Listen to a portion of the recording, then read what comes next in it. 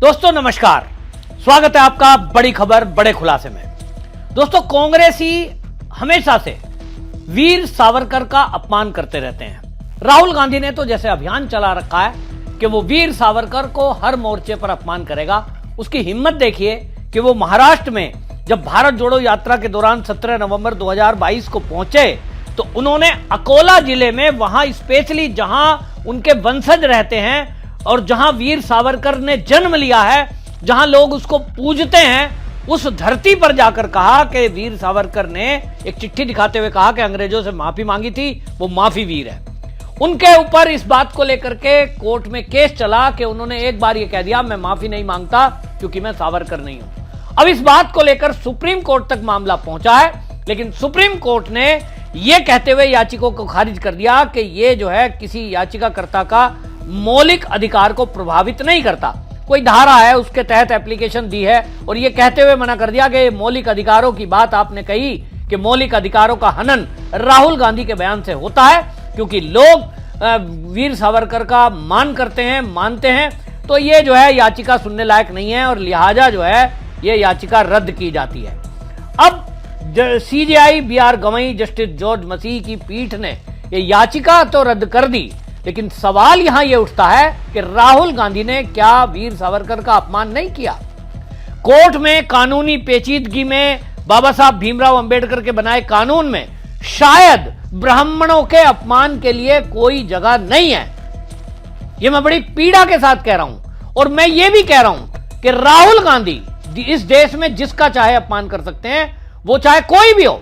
वो मोदी को कुछ भी कह सकते हैं, वो देश के राष्ट्रपति का अपमान कर सकते हैं। यहां आपने देखा राष्ट्रपति द्रौपदी मुर्मू जी का अपमान किया है ना। तो कांग्रेस के लीडर इस देश में इन्होंने जो शासन किया है 70 साल, उसका जो सिस्टम है इनका 70 साल का, वो आज इस तरह से इस देश में है कि पूरा सिस्टम कांग्रेस का है, चाहे वो न्यायपालिका हो, फिर चाहे वो कार्यपालिका हो, फिर चाहे वो राजनीति हो। और इसलिए राहुल गांधी की हिम्मत होती है कि वो जो चाहे जब चाहे कर सकता है। मोदी का अपमान कर लो, मोदी की डिग्री पे सवाल उठा लो, मोदी की पत्नी पे अपमान कर लो, मोदी को कुछ भी कह दो। मोदी तो ओबीसी हैं, इनको लगता है कि हम कुछ भी कर सकते हैं। लेकिन यहां यह भी देखा हमने कि अर्नब गोस्वामी जैसा देश का बड़ा पत्रकार अगर सोनिया गांधी का वो नाम ले देता है जो विवाह के पहले उनका रियल नाम था, तो 200 एफआईआर उनके ऊपर हो जाती है। उनको हरीश साल्वे जैसा बड़ा वकील करना पड़ता है, वरना अर्नब गोस्वामी का चैनल बंद हो गया था और अर्नब गोस्वामी जेल में सड़ रहे होते।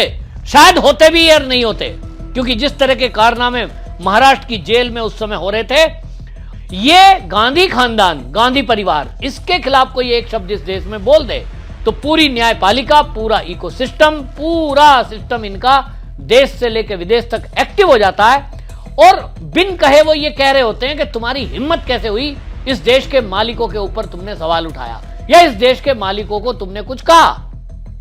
तो ये सवाल है कि जो राहुल गांधी ने कहा, क्या वीर सावरकर वाकई में माफी वीर थे? इस पर लंबी बहस हो चुकी है, इस पर एक मूवी बनी है और वो मूवी जाकर के जो देखेगा उसमें फैक्ट एंड फिगर के साथ वो मूवी बनाई गई है। वो खाली मनोरंजन नहीं है, वो वीर सावरकर के जीवन का कुछ झलक मात्र है। राहुल गांधी क्या वीर सावरकर को वाकई में अपमान करने के पीछे उनका कुछ ये कारण है कि वीर सावरकर ने माफी मांग ली थी, या कारण कुछ और है?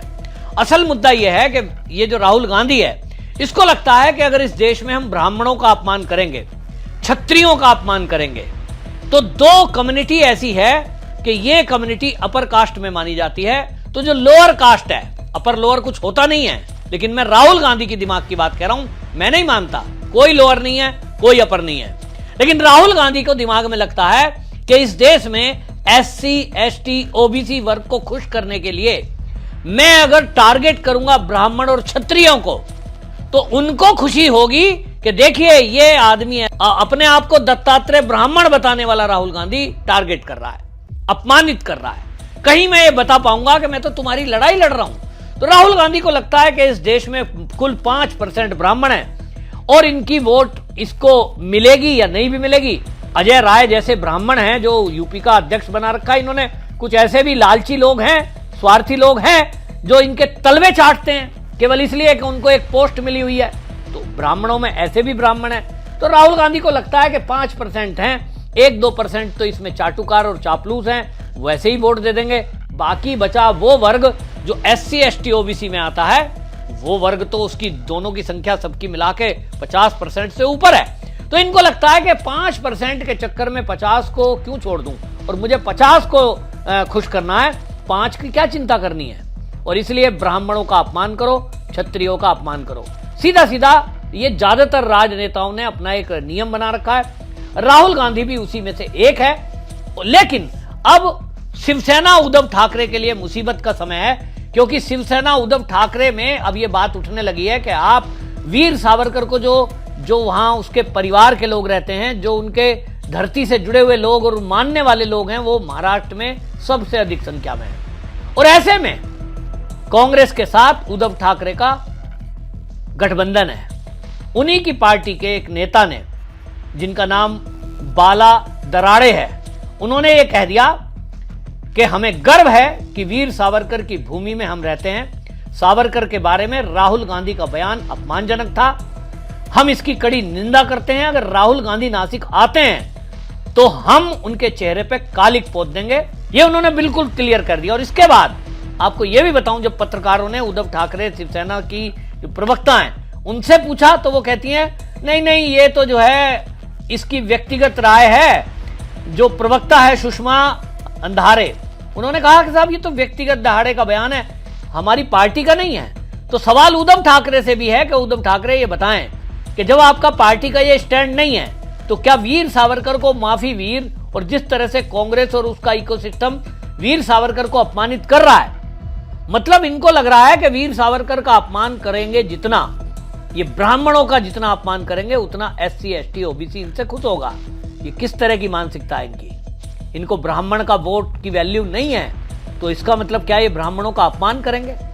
कल को इसी तरह कोई क्षत्रियों का अपमान करेंगे, इनको लगेगा कि ये संख्या बल कम है, तो इनको SC ST OBC का वोट लेना है।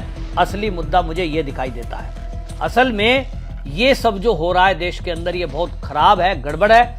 और इसीलिए आपको बता दूं कि ये जो किस तरह के शब्द इस्तेमाल करते हैं, नाथुराम गोडसे एक हत्यारा है, गांधी की हत्या की, उस हत्या के केस में वो जेल गए, उनको कानून ने सजा दी, लेकिन उसको आतंकवादी कहते हैं।